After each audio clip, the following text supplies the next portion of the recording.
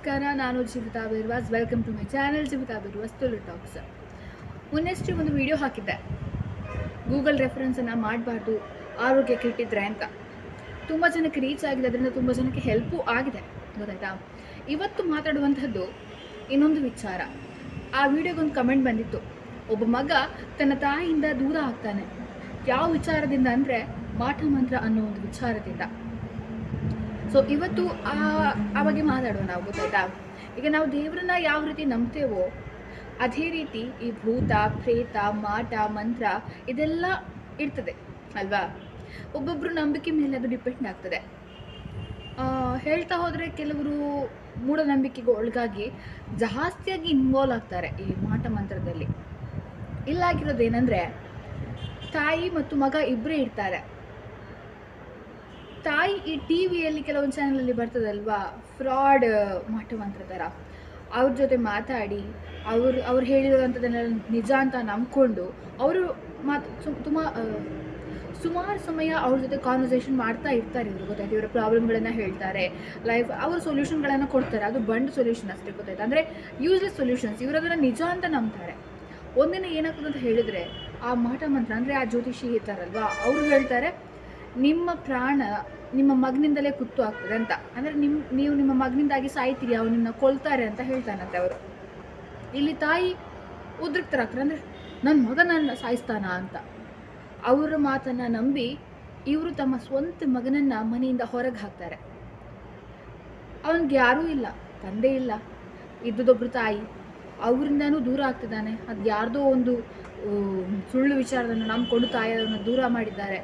Road ಸೈಡಲ್ಲೆಲ್ಲ ಮಲಕ್ಕೊಂಡು ತಿನ್ಲಿಕ್ಕೆ ಆಹಾರ ಇಲ್ಲದೆ ತುಂಬ ಕಷ್ಟಪಡ್ತಾರೆ. ಅವರು ಕಮೆಂಟ್ ಮಾಡಿದರು, ಪ್ಲೀಸ್ ವಿಡಿಯೋ ಮಾಡಿ, ನನ್ನ ತಾಯಿ ವಿಡಿಯೋನ ನೋಡಬೇಕು, ಅವ್ರಿಗೆ ರೀಚ್ ಆಗಬೇಕು, ನಂಗೆ ನನ್ನ ತಾಯಿನ ಕಳ್ಕೊಳ್ಳೋಕೆ ಇಷ್ಟ ಇಲ್ಲ ಅಂತ ಹೇಳಿದ್ದಾರೆ. ನನಗೆ ತುಂಬ ಬೇಸರ ಆಯಿತು. ಯಾಕಂದರೆ ತಂದೆ ತಾಯಿಯ ಪ್ರೀತಿ ತಂದೆ ತಾಯಿ ಇಲ್ಲದವ್ರಿಗೆ ಮಾತ್ರ ಅರ್ಥ ಆಗುವಂಥದ್ದು, ಇರುವವರಿಗೆ ಗೊತ್ತಾಗಲ್ಲ ವಿಚಾರ.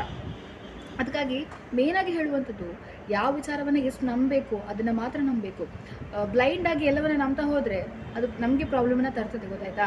ಅದು ಹಣದ ವಿಚಾರದಲ್ಲಾಗಲಿ ಅಥವಾ ನಂಬಿಕೆ ವಿಚಾರದಲ್ಲಾಗಲಿ, ಯಾವುದೇ ವಿಚಾರ, ಯಾವುದನ್ನ ಎಷ್ಟು ನಂಬಬೇಕು ಅಷ್ಟು ನಂಬಿದ್ರೆ ಮಾತ್ರ ಅದು ಸೂಕ್ತ ಅಂತ ಹೇಳ್ಬೋದು. ಇಲ್ಲೂ ಹಾಗೆ ಆಗಿದ್ದು. ಫೇಸ್ ಟು ಫೇಸ್ ಮಾತಾಡಿದರೆ ಒಂದು ಬೇರೆ ವಿಚಾರ. ಅದು ಕಾಲಲ್ಲಿ ಅವ್ರನ್ನ ನಂಬೋದಾದರೆ, ನಾನು ಹೇಳಿದಂತಂದರೆ 100% ಎಲ್ಲ ಜ್ಯೋತಿಷಿಗಳು ಸುಳ್ಳು ಅಂತ ಹೇಳಲ್ಲ ನಾನು. ಕೆಲವೊಬ್ಬರು ಟ್ರೂ ಆಗೂ ಇರ್ತಾರೆ, ನಿಜವಾಗಿಯೂ ಇರ್ತಾರೆ, ಅವ್ರಿಗೆ ಆ ಜ್ಞಾನ ಕೂಡ ಇರುತ್ತೆ. ಆದರೆ ಕೆಲವರು ಖಾಲಿ ಈ ದುಡ್ಡಿನ ಆಸೆಗೋಸ್ಕರ ಇಲ್ಲ ಸಲ್ಲದ ವಿಷಯಗಳನ್ನು ಹೇಳಿ, ನಿಮ್ಗೆ ಆ ಥರ ತೊಂದರೆ ಆಗಿದೆ, ಈ ಥರ ತೊಂದರೆ ಆಗಿದೆ, ಈ ಪೂಜೆಯನ್ನು ಮಾಡಿ, ಆ ಪೂಜೆಯನ್ನು ಮಾಡಿ, ಇಷ್ಟಾಗುತ್ತೆ, ಅಷ್ಟಾಗುತ್ತೆ, ಇಷ್ಟು ಹಣ ಕೊಡಿ, ಅಷ್ಟು ಹಣ ಕೊಡಿ ಅಂತ ಹೇಳ್ತಾರೆ.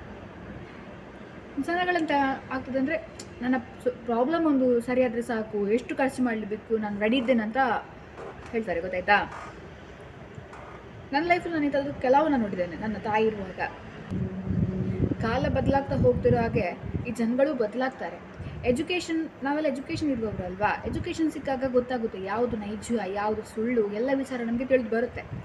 ಆದರೆ ಎಲ್ಲ ಗೊತ್ತಿದ್ದು ನಾವು ಆ ಮೂಢನಂಬಿಕೆಗೆ ಒಳಗೆ ಹೋಗೋದಂದರೆ ಅದು ಮೂರ್ಖತನ ಅಲ್ವಾ, ಎಂತ ಹೇಳಲಿಕ್ಕಾಗೋದಿಲ್ಲ.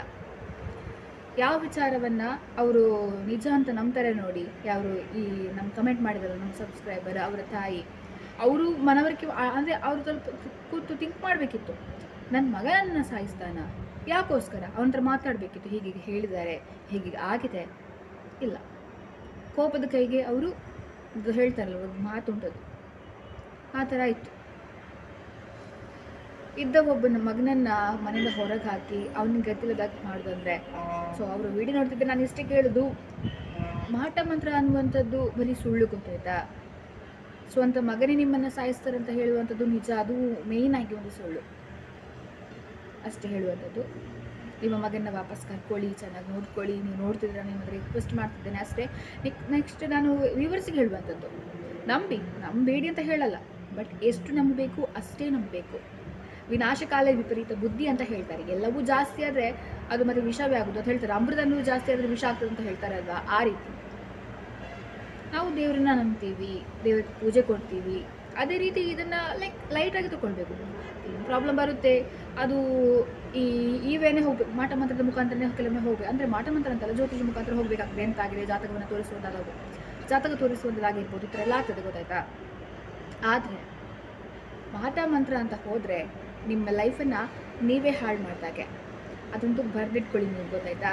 ಯಾಕಂದರೆ ನನ್ನ ಲೈಫಲ್ಲಿ ನಾನು ಆಗಲೇ ಹೇಳಿದ್ದು ತುಂಬ ನೋಡಿದೆ. ಅದರಿಂದಾಗಿ ನನ್ನ ತಾಯಿ, ನನ್ನ ಅಜ್ಜಿ, ನನ್ನ ತಂದೆ ನಾನು ಕಳ್ಕೊಂಡಿದ್ದೇನೆ, ಆಲ್ಮೋಸ್ಟ್ ಕಳ್ಕೊಂಡಿದ್ದಾಗಿದೆ. ನಾನು ಎಂತ ಇಲ್ಲ ಇನ್ನು. ಈಗ ಜನಗಳೇನೆಂದರೆ, ಈಗ ನಿಮಗೆ ನನ್ನನ್ನು ಕಂಡ್ರೆ ಆಗಲ್ಲ ಅಂತಂದರೆ ನೀವು ನನಗೆ ಮಾಡ್ಬೋದು. ಅವಳು ಹಾಳಾಗಿ ಹೋಗಲಿ, ಬಿಡ್ಸಂತನಾಗಿ ಹೋಗಲಿ, ಒಳ್ಳೆ ಆಗಬಾರ್ದು ಅನ್ನೋಂಥ ಒಂದು ಮನಸ್ಥಿತಿ ಇರುತ್ತೆ. ನನಗೆ ಯಾರನ್ನಾದ್ರೂ ನೋಡಿದರೆ ಆಗಲ್ಲ ಅಂದರೆ ಅವ್ರಿಗೆ ನಾನು ಆ ಥರ ಮಾಡೋದು, ಗೊತ್ತಾಯ್ತಾ? ಅದು ತಪ್ಪು. ಯಾಕಂದರೆ ಬೇರೊಬ್ಬರಿಗೆ ತೊಂದರೆ ಕೊಡಲಿಕ್ಕೆ ಅಂತ ನಮಗೆ ಹಕ್ಕು ಯಾರೂ ಕೊಡಲಿಲ್ಲ. ಅವ್ರ ಜೀವನ ಅವ್ರು ಹೇಗೆ ಬೇಕಾದರೂ ಇರ್ತಾರೆ. ನಮ್ಗೆ ಅವ್ರನ್ನ ಕಂಡ್ರೆ ಆಗಲ್ವಾ? ಸುಮ್ಮನೆ ಇರಬೇಕು. ಅವ್ರು ನೋಡಬಾರ್ದು, ಅವ್ರ ವಿಷಯಕ್ಕೆ ಹೋಗಬಾರ್ದು. ಯಾಕೆ ನಮಗೆ ನೋಡಿದ್ರೆ ಆಗಲ್ಲಲ್ವಾ? ಮತ್ತೆಂತಕ್ಕೆ ಅವ್ರ ವಿಷಯಕ್ಕೆ ನಾವು ಹೋಗಬೇಕು? ಅಷ್ಟೇ, ಗೊತ್ತಾಯ್ತಾ? ಬೇರೆ ಏನು ಹೇಳಲಿಕ್ಕಿಲ್ಲ. ನಾನು ಇಷ್ಟು ಹೇಳುವಂಥದ್ದು, ಯಾವ ವಿಚಾರವನ್ನು ಎಷ್ಟು ನಂಬಬೇಕು ಅಷ್ಟೇ ನಂಬಿ. ನಾನು ಆಗಲೂ ಹೇಳಿದಷ್ಟೇ ಈಗಲೂ ಹೇಳುವಂಥದ್ದು ಅಷ್ಟೇ, ಗೊತ್ತಾಯ್ತಾ? That's it. ಯಾಕಂದರೆ ನಮಗಿರುವಂಥದ್ದೊಂದು ಅಮೂಲ್ಯವಾದ ಜೀವನ, ಆ ದೇವರು ನಮಗೆ ಯಾರನ್ನಾದ್ರು ಕೊಟ್ಟಿದ್ದಾರೆ ಅಂತಂದರೆ ಅದು ನಮ್ಮ ಪುಣ್ಯ ಅಂತ ಹೇಳಬೇಕು. ಅಂದರೆ ಆ ತಾಯಿಗೆ ಒಂದು ಮಗ ಆದರೂ ಇದ್ದಾರೆ, ಗೊತ್ತಾಯ್ತಾ? ಈಗ ಒಂಟಿಯಾಗಿ ಜೀವನ ಮಾಡೋದು ತುಂಬ ಕಷ್ಟ. ಅದರಷ್ಟು ನೋವು ಎಲ್ಲೂ ಸಿಗಲಿಕ್ಕಿಲ್ಲ. ಅಂದರೆ ಒಂದು ಖುಷಿಯನ್ನು ಹೇಳಲಿಕ್ಕೆ ಯಾರೂ ಇಲ್ಲ, ಒಂದು ದುಃಖವನ್ನು ಹೇಳಲಿಕ್ಕೆ ಯಾರೂ ಇಲ್ಲ. ಎಂಥದ್ದೊಂದು ಡಿಸಿಷನ್ ತಗೊಳ್ಬೇಕಾದ್ರೆ ಈ ಥರ ತಗೊಳ್ಬೇಕು, ಈ ಥರ ಮಾಡಬೇಕಂತ ಹೇಳಲಿಕ್ಕೆ ಯಾರೂ ಇಲ್ಲ. ಒಬ್ಬಂಟಿ ಜೀವನವನ್ನು ಮಾಡಬೇಕು. ಈಗ ಆ ಮಗನಿಗೆ ಮನೆ ಇಲ್ಲ, ತಾಯಿ ಇಲ್ಲ, ಹೊಟ್ಟೆಗೆ ಅನ್ನ ಇಲ್ಲ, ಬಟ್ಟೆ ಇಲ್ಲ, ಎಷ್ಟು ಕಷ್ಟಪಡ್ತಿರ್ಬೋದು ಅಂದ್ಕೊಳ್ಳಿ ನೀವೊಮ್ಮೆ.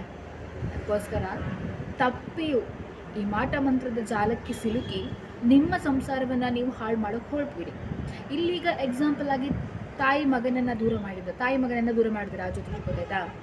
ಆದರೆ ಎಷ್ಟೋ ಕಡೆಗಳಲ್ಲಿ ಒಂದು ಫ್ಯಾಮಿಲಿ ದೂರ ಆಗೋದುಂಟು. ಒಂದಲ್ಲ 2-3 ಫ್ಯಾಮಿಲಿ ದೂರ ಆಗೋದುಂಟು. ಕೂಡು ಕುಟುಂಬ ಆದರೆ ಅಲ್ಲಿ ದೂರ ಆಗುವಂಥದ್ದು, ಗಂಡ ಹೆಂಡತಿ ಮಧ್ಯೆ ಕಲಾಪ ಆಗುವಂಥದ್ದು, ಮಕ್ಕಳು ಮಧ್ಯೆ ಕಲಾಪ ಆಗುವಂಥದ್ದು ತುಂಬ ಅಂದರೆ ತುಂಬ. ಅದಕ್ಕೋಸ್ಕರ ಜಾಗರೂಕತರಾಗಿರಿ. ಅದಕ್ಕೋಸ್ಕರ ಜಾಗೃತೆಯಿಂದ ಇರಿ. ನಿಮ್ಮ ಜೀವನ ನಿಮ್ಮ ಕೈಯಲ್ಲಿದೆ. ಅದನ್ನು ಖುಷಿಯಾಗಿ ಇಟ್ಕೊಳ್ತೀರೋ ಹಾಳು ಮಾಡ್ತಿರೋ ಅದು ನಿಮ್ಗೆ ಬಿಟ್ಟಿದ್ದು. ತಪ್ಪಿ ಕೂಡ ತಪ್ಪು ಸಾದಿಗೆ ಹೋಗಿ ನಿಮ್ಮ ಜೀವನವನ್ನು ಹಾಳು ಮಾಡಬೇಡಿ. ಅಷ್ಟು ನಾನು ಹೇಳುವಂಥದ್ದು. ನಿಮಗೆ ನಾನು ಹೇಳುವಂಥದ್ದು ನಿಜ ಅಂತ ಆದರೆ ಲೈಕ್ ಮಾಡಿ, ಶೇರ್ ಮಾಡಿ, ಹಾಗೆ ಸಬ್ಸ್ಕ್ರೈಬ್ ಮಾಡೋದನ್ನು ಮರಿಬೇಡಿ. ನಾನು ಒಂದು ಈ ವಿಚಾರವನ್ನು ಹೇಳಬೇಕಂತ ಆಯ್ತು. ಯಾಕಂದರೆ ಅವ್ರು ಕಮೆಂಟ್ ಮಾಡುವಾಗ ನನಗೆ ಬೇಜಾರಾಯಿತು, ಈ ಥರ ಎಲ್ಲ ಆಯಿತಾ ಅಂತ. ಅದಕ್ಕೋಸ್ಕರ ಮತ್ತು ನಾನು ಹೇಳಿದಲ್ಲಿ ಎಂತಾದರೂ ಮಿಸ್ಟೇಕ್ ಇದ್ದರೆ ಪ್ಲೀಸ್ ಸಾರಿ, ಕ್ಷಮಿಸಿ ನನ್ನನ್ನು, ಅಷ್ಟು ಹೇಳ್ತೀನಿ. ಲೈಕ್ ಮಾಡಿ, ಶೇರ್ ಮಾಡಿ, ಹಾಗೆ ಸಬ್ಸ್ಕ್ರೈಬ್ ಮಾಡಿ, ಕಮೆಂಟ್ ಮಾಡಿ. ಇನ್ನೇನಾದರೂ ವಿಚಾರ ಇದ್ದರೆ ಈ ಜನಗಳಿಗೆ ತಿಳಿಸ್ಬೇಕು ಅಂತ ನಿಮ್ಮ ಮನದಲ್ಲಿದ್ದರೆ ಅದನ್ನು ಹೇಳಿ ನನಗೆ, ಆಯ್ತಾ? ಗೊತ್ತಿದೆ ನಾಯ್ಸ್ ಇರ್ಬೋದು, ಅದನ್ನು ಇಗ್ನೋರ್ ಮಾಡಿ. ಯಾಕಂದರೆ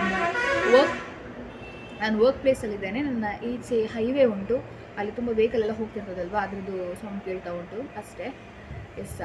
ಇವತ್ತಿನ ಈ ವಿಡಿಯೋವನ್ನು ಇಲ್ಲಿಗೆ ಎಂಡ್ ಮಾಡ್ತಿದ್ದೇನೆ. Thank you. ಜಾಗೃತಿಯಿಂದೇರಿ.